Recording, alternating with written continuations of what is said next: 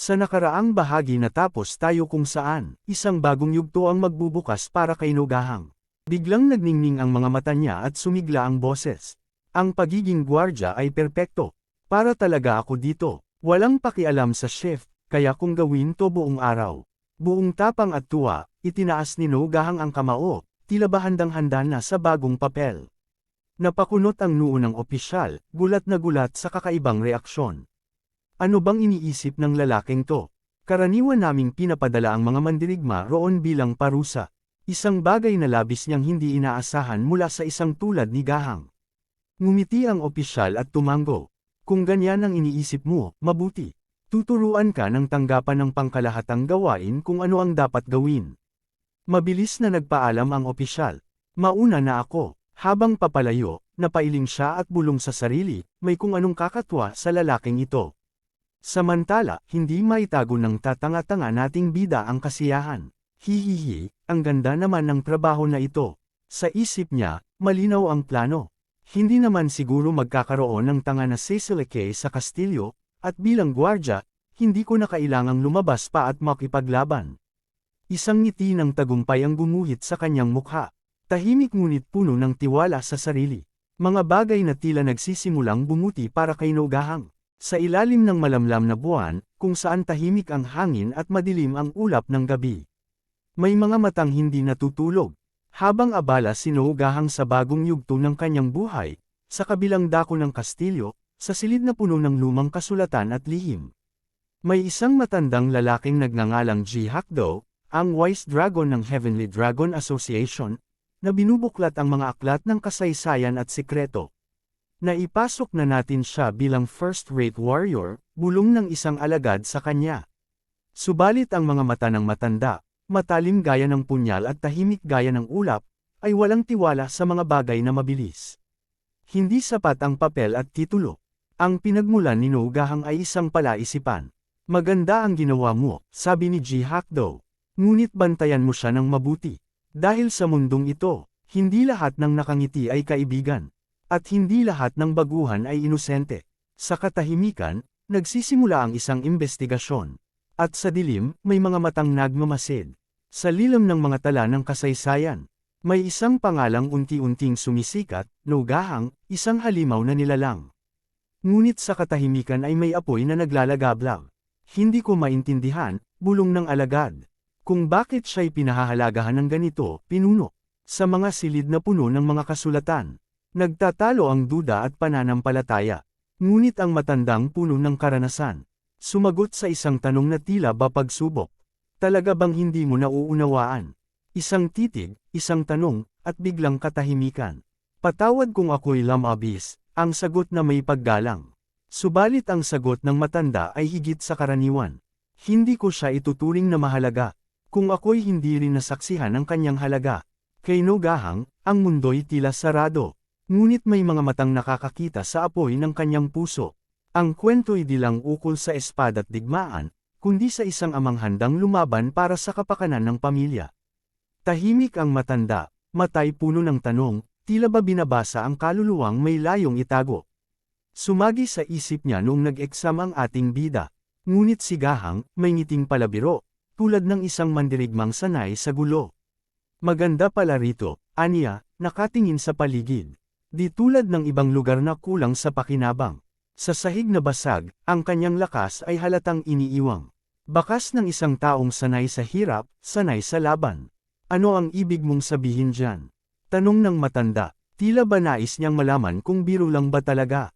Ngunit si Gahang ay hindi nag-atubiling magsalita. Pumunta ako sa Sword Clan, pero kuripot pala. Ni benepisyo, ayaw ibigay, ang taytipid. Sa likod ng taway pait ng karanasang pilit sinisikip. Hindi lang siya mandirigma ng espada at galit. Isa siyang ama, tao, na ang hinahanap ay tahanang sulit. Napangisi ang matanda, lihim na natutuwa. Parang tagumpay na di inaasahan, isang biyayang masaya. Ganun pala ang nangyari, wika'y puno ng aliw. Kapag nalaman nila ito sa hinaharap, tiyak ang inggit ay ahagos, parang tubig sa ilog na mabilis ang agos. Napakaganda ng mga alok. Bulong ni Gahang, may bahid ng pag-aalinlangan. Para sa gaya kong sanay sa suntok. Bakit ganito kalaki ang iyong tiwala't alay, matanda ng karunungan? Ngunit sagot ng maestro ay walang paligoy-ligoy. Ginagawa ko lang ito para sa tunay na may potensyal, mga mandirigmang may liyab sa puso't apoy sa kalamnan. Kaya panatilihin mong sekreto, huwag mo na lang ipagsabi kahit kanino. Tumanggo si Gahang, may ngiting may halong galang. Ngunit biglang nagtanong ang matanda, sa tinig na walang halatang pangamba. Pero teka, totoo bang hindi mo talaga alam ang pangalan ng iyong paaralan? Sa isang mundo ng karangalan, muling umarap si Gahang sa isang pagkakataong tila bihirang mapasa kamay. Ngunit sa halip na yabang, ang kanyang puso'y puno ng pagdududa't kabab ang loob, at sa titig na puno ng tanong. Ang kwento ni Gahang ay lalong nababalot ng misteryo. Hindi, wika ni Gahang na may ngiti. May kabab ang loob sa kanyang tinig. Ngunit may lihim na apoy sa kanyang dibdib. Habang nakatitig ng ang matanda kay Gahang ay nakikita niya ang isang imahe ng malahalimaw na nilalang sa katauhan ng ating bida. Nagtataka siya kung sino ba talaga ang nagturo sa lalaking ito kung bakit naging ganito na lang siya kalakas. Napansin ni Gahang ang titig ng matanda kaya tinanong niya ito kung may problema ba. Sagot ng matanda, wala naman ako, curious lang ako. Sabi ni Gahang sa kanya, masyado ka naman curious sa lahat ng bagay tatang. Ang paaralan ng mga mandirigma kung saan ako nanggaling ay hindi na mahalaga, bagkus ang tanging mahalaga ay kung gaano ako kalakas. Napakunot ng noo ang matanda, sa isip niya syempre curious ako, wala kasi akong ideya kung gaano ba kalakas ang guro mo kumpara sakin. Sa sandaling yun muling nagtanong ang matanda kay Gahang, lubos kang malakas, hindi ka pa ba nakakatapak sa merm? Sagot ni Gahang sa mahirap na tanong. Hindi yun maaari, nabibilang siya sa mundo ng mga mercenaryo, ngunit ang merm ay ganap na naiiba sa lahat ng lugar. Balik sa kasalukuyan sa likod ng katahimikan, ang pinuno'y nag-isip ng malalim. Ang lakas niya'y hindi nakikita, hanggat hindi mo nasasaksihan. Kahit siya man, sa unay nagduda rin. Sa lilam ng gabi, may utos na ibinulong. Bantayan mo siya, tuntunin ang kanyang pinagmulan, alamin ang kanyang pagkakakilanlan. At ang utos ay tinanggap ng may paggalang. Isang pagsaludo, isang panata. Naiintindihan ko, pinuno. Sa huli, nanatiling tahimik ang matanda. Ngunit sa likod ng kanyang titig, may tanong na hindi pa nasasagot. At may lihim na hindi pa naibubunyag. Ang mga scroll sa kanyang tabi parang kasaysayang naghihintay ng bagong pahina. At si Gahang, siya ang tintang muling magsusulat ng kapalaran. Masarap sigurong panoorin siya, wika niya, tila may larong binubuo sa isip. Sa anong paraan ko kaya siya magagamit? Isang tanong na may halong tusot pangarap. Sapagkat sa mundong ito, kahit ang lakas ay puhunan.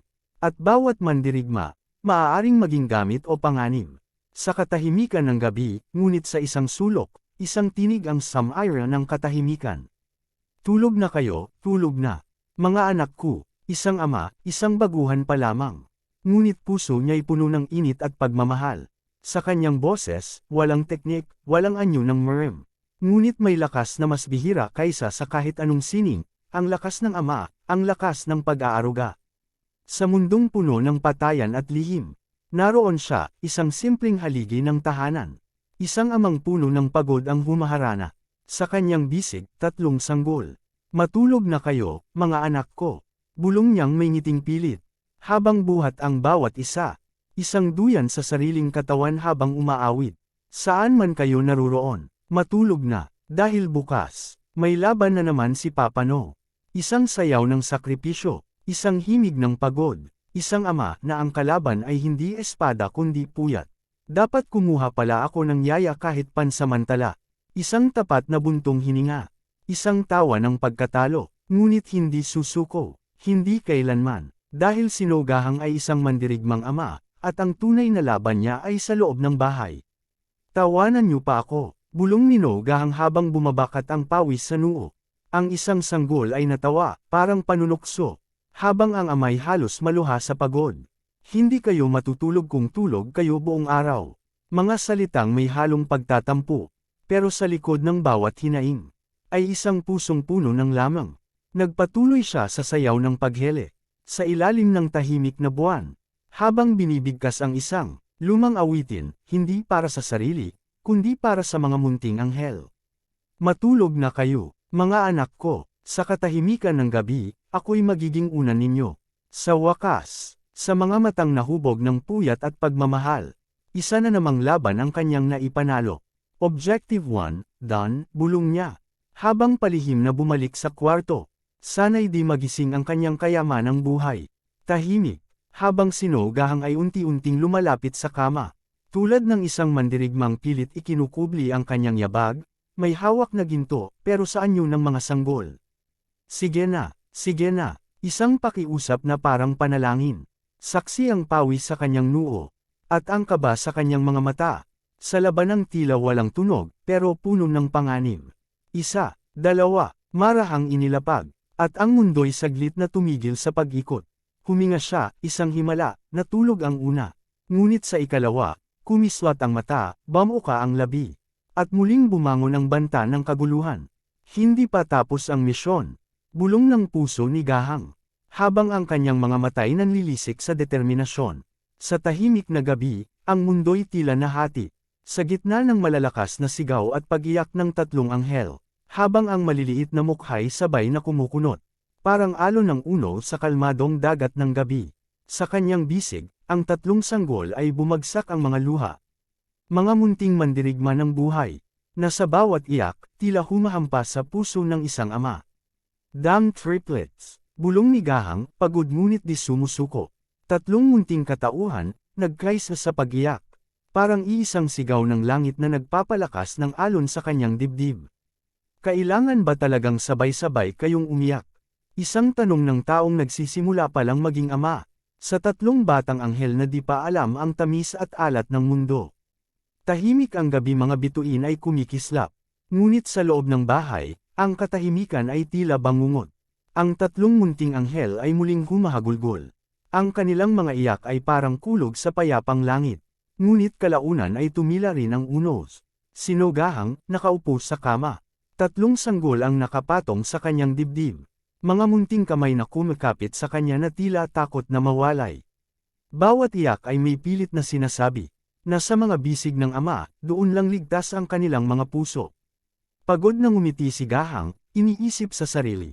May sensor ba sila na kapag bumitiw ako, agad silang umiiyak? Iniiling ang ulo habang ang tatlo'y muling sumiksik.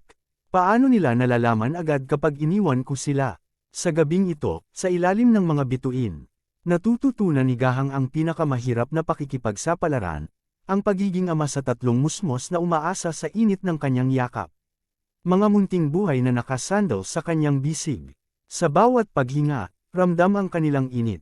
Napakaliit, napakainit, parang apoy sa lamig ng gabi. Paano kayo naging ganito kaliit at kainit? Bulong ni Gahang habang tinitingnan ng munting mga mukha. Isa sa mga sanggol ay ngumiti sa kanyang panaginip. Malambing, payapa, tila walang pangamba. Masarap ba ang panaginip mo? Tanong ni Gahang sa tahimik na bulong. Habang ang mga mata niya'y puno ng pag-aalala. Ngunit may ngiti sa labi, isang sandali ng kapayapaan. Sa gitna ng walang katapusang hirap. Ang sandaling ito'y parang pahinga sa gitna ng labanan. Ang mga sanggol na ito, mga buhay na biyaya. Sa kabila ng hirap, may dahilan upang magpatuloy. Sa gitna ng kawalang ingay ng mundo, ay isang mandirigmang hindi takot sa digmaan, ngunit natatakot mahulog sa simpleng pagkakamali. Sa kanyang dibdib, tatlong inosenteng sanggol ang mahimbing na natutulog. At sa kanyang isip, isang katanungan na higit pa sa espada o kamatayan. Paano kung maipit ko sila habang natutulog ako? At sa ganyang kaisipan, ang mandirigmang hindi sumusuko, ay napilitang itali ang sarili, parang isang bihag sa sarili niyang pag-iingat. Mga paat nakagapos sa haligi ng kama. Hindi bilang parusa, kundi bilang pangakong di siya kailanman magiging dahilan ng sakit sa mga inosenteng ito. At dito na nagtatapos ang kabanata, gaya ng paalala sa dulo. Kung nagustuhan mo ang video, huwag kalimutang mag-like at pindutin ang bell para sa susunod na kabanata.